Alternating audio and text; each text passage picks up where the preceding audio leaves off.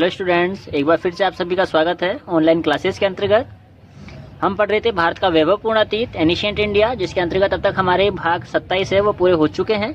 आज हम जो पढ़ेंगे वो पढ़ेंगे अपन भाग 28। और अभी हमारा जो कंटेंट चल रहा है वो कंटेंट चल रहा है आपका वैदिक सिविलाइजेशन या वैदिक एज, वैदिक काल। वैदिक काल जिसके अंतर्गत हमने इसका इंट्रोडक्शन, इसकी राजनीतिक व्यवस्था, इसकी सामाजिक व्यवस्था, इन सभी बातों को हमने पढ़ लिया है।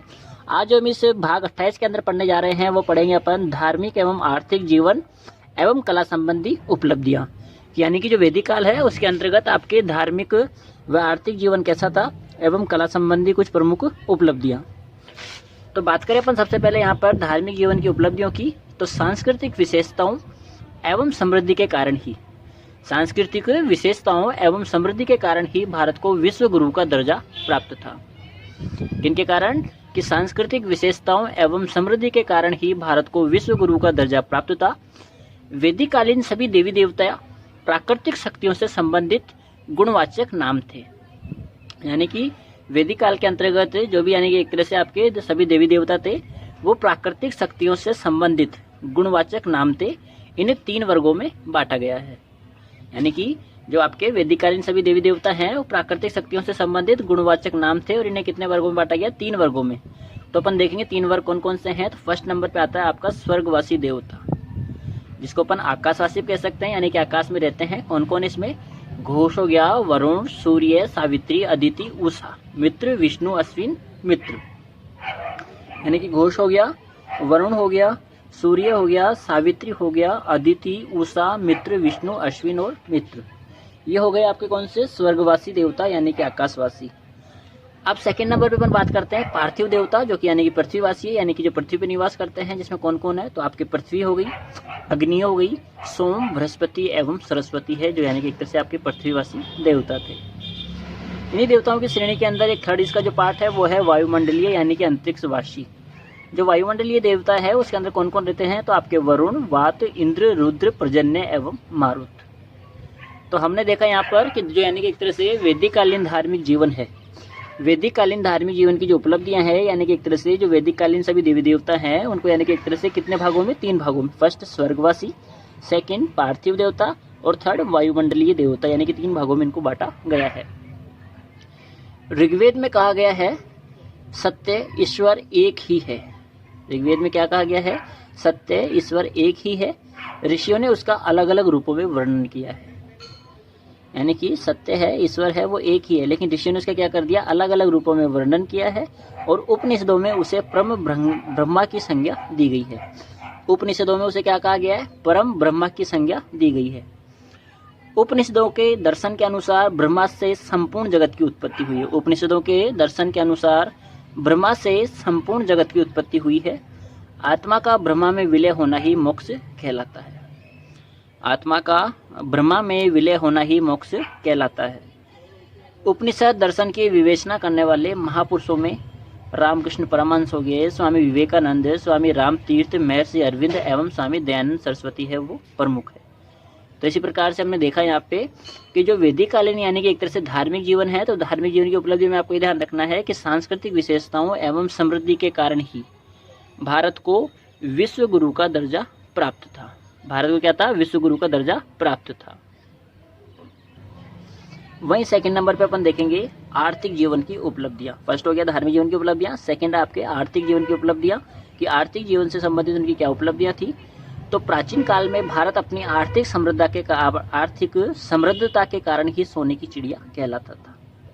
भाई आर्थिक जीवन की उपलब्धि की बात करें तो अपन कहेंगे कि जब यानी कि एक तरह से प्राचीन काल में भारत को क्या कहा जाता? सोने की चिड़िया कहा जाता था। तो सोने की चिड़िया तो कब कहा जाएगा? जब यानी कि वो एक तरह से काफी आर्थिक समृद्धशाली होगा, काफी यानी कि एक तरह से पैसे वाला होगा, तभी उसको सोने की चिड़िया कहा जाता था। ऋग्वेद में जुताई, बुवाई, फसल की कटाई, बैल द्वारा हल खींचना, खाद्यान्नों व कुल्याओं का उल्लेख हमको देखने को मिलता है। कुल्याएं कहते हैं कुल्याओं, जिसे कहते हैं नहरों को, जो हमारी यानी कि एक तरह से नहर होती है उसी को यहाँ पर कुल्याओं कहा गया है। ऋग्वेद के एक प्रसंग में इंद्र की प्रतिमा का मूल्य 10 गायें बताया गया है। ऋग्वेद में यानी कि एक तरह से एक प्रसंग में बताया गया है कि इंद्र की एक प्रतिमा है, उस प्रतिमा का मूल्य क्या बताया गया? आपके 10 गायें बताया गया है। वहीं आपके 100 पतवार वाली नाव का भी उल्लेख ऋग्वेद में देखने को मिलता है कि यानी कि 100 पतवार वाली नाव का उल्लेख, यानी कि एक साथ आपके 100 पतवार के द्वारा चलाई जाने वाली नाव, यानी कि आप देख सकते हैं कि कितनी बड़ी वो आपके नाव होगी। वहीं बात करें अपन नेक्स्ट, अधिक अन्न उपजाने का संदेश तैत्तिरीय उपनिषद में दिया गया है। यानी कि एक तरह से लोगों को ये संदेश दिया गया था कि यानी कि एक तरह से तैत्तिरीय उपनिषद में कि अधिक यानी मात्रा में यानी कि एक तरह से धन है वो उपजाए, यानी कि एक तरह से धन उपजाने के यानी कि एक तरह से उन्होंने संदेश यहाँ पर दिया है। महाकाव्य काल में 2 प्रकार की उपज यानी कि एक तरह से एक होती है आपकी वन्य और एक होती है कृष्ट, उसका उल्लेख यानी कि एक तरह से किया गया है। वन्य उपज वो होती है, तो यहाँ अपन देख रहे थे यानी कि एक तरह से कर के रूप में उपज का 1/6 भाग से 1/10 तक यानी कि एक तरह से देना होता था। वहीं देशी व अंतरदेशीय दोनों प्रकार का ही व्यापार यहाँ पर उस समय अपने को देखने को मिलता है। तो यहाँ पर अपने देखा कि किस प्रकार से आपके वैदिक काल और वैदिक काल में यानी कि आर्थिक जीवन की प्रमुख उपलब्धियां अपन ने यहाँ पर देखी। अब हम बात करते हैं यानी कि एक तरह से जो वैदिक काल है उसके अंतर्गत यानी कि कला संबंधी कुछ उपलब्धियां, कि कला के क्षेत्र के अंतर्गत यानी कि क्या उपलब्धियां उन्होंने प्राप्त की, कला के क्षेत्र में उन्होंने क्या क्या कार्य किए। तो देखेंगे कला के क्षेत्र में जैन धर्म और बौद्ध धर्म दोनों का ही काफी विशेष योगदान रहा है। वैदिक काल के समय में कला के क्षेत्र में जैन धर्म और बौद्ध धर्म दोनों का ही विशेष योगदान रहा है, यानी कि दोनों धर्म भी हमारे हिंदू धर्म के ही भाग हैं, ऐसा नहीं अलग है, ये भी आपके यानी कि हिंदू के अंदर ही आते हैं, जैन और बौद्ध है दोनों ही हिंदू में आते हैं। कोलवी की बौद्ध गुफाएं, सांची बरहुत एवं अमरावती के स्तूप, कनेरी जो मुंबई में है, कार्ले भाजा जो भी मुंबई पुणे के मध्य में है, के चैत्य व विहार बौद्ध कला के श्रेष्ठ उदाहरण को देखने को मिलते हैं।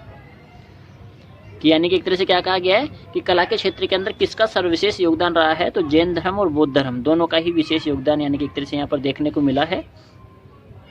मूर्तिकला की दृष्टि से हमारी शैलियों में गांधार व मथुरा कला का विशेष उल्लेख है। कि मूर्तिकला की दृष्टि से हम बात करें तो हमारी शैलियों में गांधार व मथुरा कला है, उसका विशेष यहाँ पर उल्लेख हमको देखने को मिलता है। कि सारनाथ से प्राप्त प्रसिद्ध बौद्ध प्रतिमा भारतीय कला का उत्कृष्ट उदाहरण है। सारनाथ से प्राप्त प्रसिद्ध जो बौद्ध प्रतिमा है भारतीय कला का यानी कि एक तरह से क्या है, उत्कृष्ट उदाहरण है। वैदिक आर्य कपड़े बनाने की कला से भी वो परिचित थे, यानी कि वैदिकों को यानी कि एक तरह से कपड़ा बनाना भी आता था। बुनने के लिए वे धातु होती थी, यानी कि जो कपड़ा बुना जाता है उसके लिए कौन सी धातु का प्रयोग करते थे, वे धातु का। बुनाई के कार्य को वैन कहा जाता था और बुनकर को जुलाहे और बुने हुए वस्त्र को वयून कहा जाता था। बुनाई के कार्य को क्या कहा गया है, वयन, बुनकर को जुलाहे और बुने हुए जो वस्त्र है उसको क्या कहा गया है, वयून कहते थे। धागे या सूत के लिए तंतु व करघे के लिए तंत्र शब्द का प्रयोग यहाँ पर हुआ है। इतना ही नहीं, जो यानी कि एक तरह से आपके वैदिक काल है, वैदिक काल के अंदर काष्ठ कला के भी यानी कि उत्कृष्ट उदाहरण मन को देखने को मिलते हैं। यानी कि एक तरह से लकड़ी के भी यानी कि एक तरह से वो सामग्री बनाते थे, हो सकता है लकड़ी का कोई भी आपके आइटम हो, मूर्ति वगैरह हो या कोई भी ऐसी वस्तु यानी कि जो यानी कि एक तरह से किसकी बनी हुई हो, काष्ठ की। तो यानी कि लकड़ी की भी यानी कि जो काष्ठ कला थी उससे भी ये लोग परिचित थे, उसके साक्ष्य हमको यहाँ पर देखने को मिलते हैं। तो ठीक है, एक बार फिर से अपन इसको वापस दोहराते हैं कि जो आज अपन ने यानी कि स्टार्ट किया पार्ट 28 भाग 28, जो यानी कि वैदिक काल हमारा कंटेंट चल रहा था, वैदिक काल जो हम पढ़ रहे थे उसके अंतर्गत धार्मिक व आर्थिक जीवन को अपन ने पढ़ा एवं कला संबंधी कुछ उपलब्धियां देखी। तो सबसे पहले धार्मिक जीवन की अपन ने बात की थी। धार्मिक जीवन ने बताया था कि धार्मिक के अंदर यानी कि जो सभी देवी देवता थे वो कैसे थे, आपके प्राकृतिक शक्तियों से परिपूर्ण थे और उनको 3 भागों में बांटा था। एक थे आपके जो स्वर्ग में रहने वाले थे यानी कि आपके आकाशीय, एक पार्थिव देवता जो पृथ्वी पर रहते थे, एक आपके यानी कि वायुमंडलीय जो कहाँ रहते हैं, आपके अंतरिक्ष में रहते थे। 3 भागों के अंदर हमने इन देवताओं को बांटा था।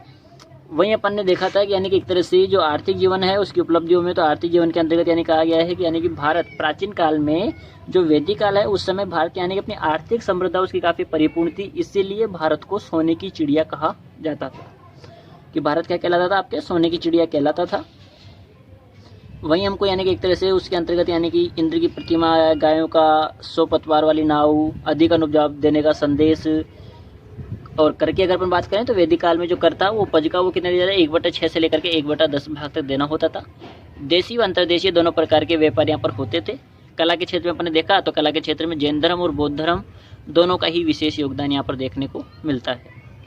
मूर्तिकला की दृष्टि से हमारी शैलियों में गांधार व मथुरा जो कला है उसका काफ़ी विशेष उल्लेखनीय रही है। सारनाथ से प्राप्त प्रसिद्ध बौद्ध प्रतिमा भारतीय कला का उत्कृष्ट उदाहरण है।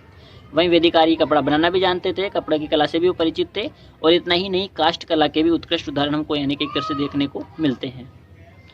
कि भारत का यानी कि अपन बात करें उस समय की तो काष्ठ कला के भी यानी कि एक तरह से उत्कृष्ट उदाहरण है वो अपने को यहाँ पर देखने को मिलते हैं। तो इसी के साथ में यानी कि एक तरह से जो अपन ने यहाँ पे देखा था, आज का हमारा जो पाठ था यानी कि धार्मिक एवं आर्थिक जीवन एवं कला संबंधी उपलब्धियाँ, वो कंप्लीट होता है। अब जो अपन नेक्स्ट पढ़ेंगे वो अपने यानी कि एक तरह से भारत का वैभवपूर्ण अतीत, जिसका कंटेंट यानी कि हमारा जो कंटेंट था इसका यानी कि एक सब कंटेंट था आपका वैदिक काल, वो चल रहा था, जिसका यानी कि एक तरह से लास्ट पार्ट बचा है हमारा, वो होगा भाग 29, जिसके बाद में आपका वैदिक काल है वो कंप्लीट हो जाएगा। उसके अंतर्गत जो आपका पार्ट 29 होगा, जिसके अंदर हम पढ़ेंगे इसके अंदर यानी कि एक तरह से विज्ञान से संबंधित उपलब्धियाँ, कि विज्ञान के क्षेत्र में यानी कि एक तरह से अपने धार्मिक क्षेत्र में देख लिया, आर्थिक क्षेत्र में देख लिया, सामाजिक क्षेत्र में देखा, राजनीतिक क्षेत्र में देखा और कला के क्षेत्र में देखा। अब एक और डिपार्टमेंट हमारे पास बचता है, वो कौन सा, आपका साइंस का डिपार्टमेंट, कि आपके विज्ञान के क्षेत्र में भी यानी कि वैदिक काल की क्या उपलब्धियाँ थी। तो ठीक है, अब हमारी जो नेक्स्ट मुलाकात होगी वो होगी आपकी किसमें, भाग 29 के अंतर्गत।